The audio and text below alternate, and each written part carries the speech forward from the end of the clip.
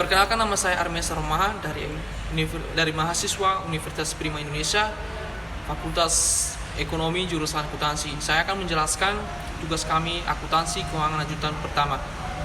Akuntansi kombinasi bisnis, penentuan harga akuisisi, biaya yang terkait dengan akuisisi serta biaya registrasi saham. Akuisisi adalah pengambil alihan kepemilikan suatu entitas lain dengan cara membeli sebagian atau seluruh modal atau sahamnya dengan tujuan untuk dikendalikan. Pembelian dapat dilakukan secara neto dengan kas atau mempertukarkan saham tersebut. Instrumen keuangan lainnya sesuai dengan kesepakatan yang terjadi antara pihak pengakuisisi dan pihak yang diakuisisi. Harga akuisisi dicatat pada tanggal terjadinya transaksi sebesar harga perolehan. Apabila dalam pelaksanaan akuisisi timbul biaya-biaya yang terkait dengan kombinasi tersebut, maka biaya tersebut dicatat sebagai biaya investasi. Biaya yang umumnya dikeluarkan pihak pengakuisisi dalam rangka kombinasi bisnis meliputi biaya jasa, perusahaan penilaian, biaya makelar, biaya notaris, biaya jasa kantor, akuntan publik, serta biaya administrasi umum termasuk biaya surat menyurat. Contoh penentuan tanggal akuisisi pada tanggal 1 Maret 2019, PT Iron mengakuisisi 80% saham PT Joy sebanyak 1 juta lembar dengan harga Rp2.500 per lembar saham. Pembayaran atas pembelian saham PT Joy tidak dilakukan secara tunai, akan tetapi dengan menyerahkan saham baru PT Iron. Jumlah saham yang diterbitkan sebanyak 500.000 lembar dengan nilai nominal Rp4.000.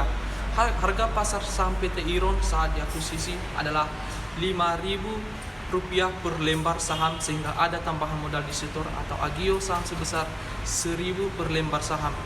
Biaya profesional yang dibayar untuk transaksi akuisisi tersebut sebesar Rp300 juta.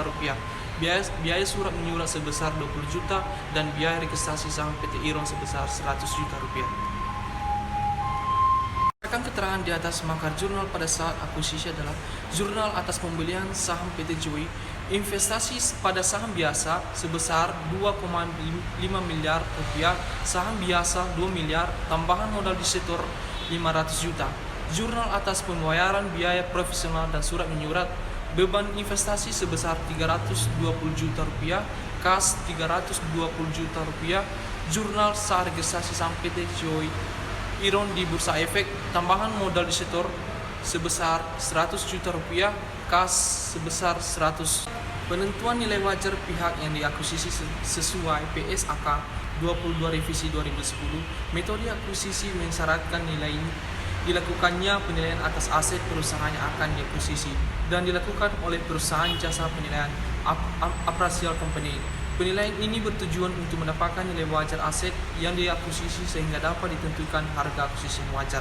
Nilai wajar menurut PSAK 55 revisi 2014 adalah harga yang akan diterima untuk menjual suatu aset atau harga yang akan dibayar untuk mengalihkan suatu liabilitas dalam transaksi teratur antara pelaku pasar pada tanggal pengukuran. Bila nilai wajar aset lebih tinggi dari nilai buku atau nilai wajar liabilitas lebih rendah dari nilai buku, maka disebut dengan undervalue. Nilai buku net aset di bawah harga pasar. Sedangkan bila nilai wajar aset lebih rendah nilai buku atau nilai wajar liabilitas lebih tinggi dari nilai buku, maka disebut dengan overvalue.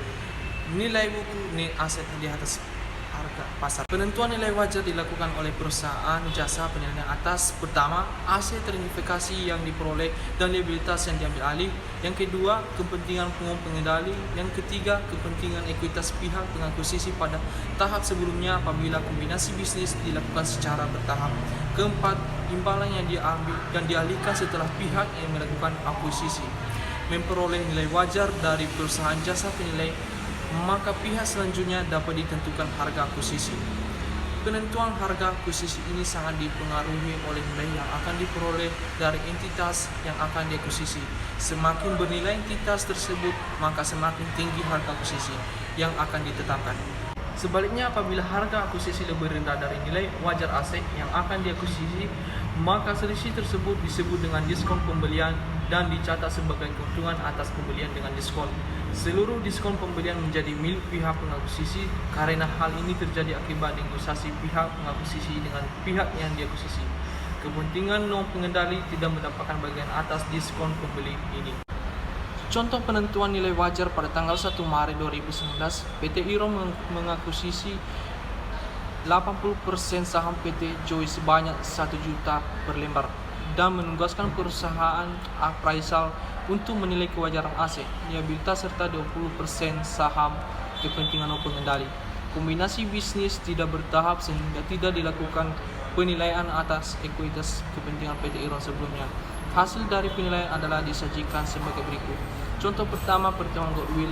Hasil penilaian PT Joy disajikan sebagai berikut. Bila harga beli per lembar saham Rp2.500 dan jumlah saham adalah 1.250 per lembar, berdasarkan data tersebut hitunglah goodwillnya. Net asset per lembar saham 3.050 juta rupiah dibagi 1.250 sehingga hasilnya 2.440. Harga akuisisi PT Joy sebesar Rp2.500. Goodwill PT Iron per lembar saham Rp60. Total goodwill Rp60 kali 1 juta per lembar sehingga hasilnya 60 juta. Net aset per lembar saham 3.050 juta rupiah dibagi 1.250.000 sehingga 2.440. Nilai KNP 625 juta rupiah dibagi 250 per lembar sehingga 2.000, hasilnya 2.500. Goodwill KNP per lembar saham Rp60. Total goodwill Rp60 kali 250 per lembar sama dengan 15 juta rupiah. Contoh perhitungan diskon pembelian pada tanggal 1 Maret 2019. PT Iron mengakuisisi 80% saham PT Joy sebanyak 1 juta lembar dengan harga Rp2.200 per lembar rupiah saham dan membayar dengan kas.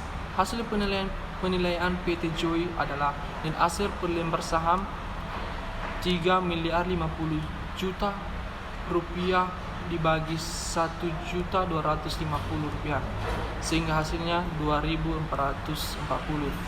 Harga akuisisi PT Joy sebesar Rp2.200. Diskon PT Iron per lembar saham adalah Rp240. Total diskon Rp240 kali 1 juta per lembar sama dengan 240 juta. Jurnal pada saat tanggal akuisisi. Aset terverifikasi yang diperoleh sebesar Rp3.450 juta, kas Rp2.200 juta, liabilitas yang diambil alih Rp400 juta, ekuitas kepentingan non pengendali Rp610 juta, keuntungan dari diskon pembelian Rp240 juta. Bagian laba atau distribusi laba. Bagian laba atau rugi pihak yang diakuisisi dicatat sebagai pendapatan investasi dan menambah nilai investasi pada saham. Distribusi laba atau dividen kecuali dividen dalam bentuk saham. Saat deklarasi dicatat sebagai piutang dividen dan mengurangi nilai investasi pada saham. Contoh, pada tanggal 31 Maret 2019, PT Joy mengumumkan laba sebesar Rp150 juta dan dividen tunai sebesar Rp100 juta. Bagian laba PT Roni adalah 80% kali Rp150 juta sama dengan Rp120 juta.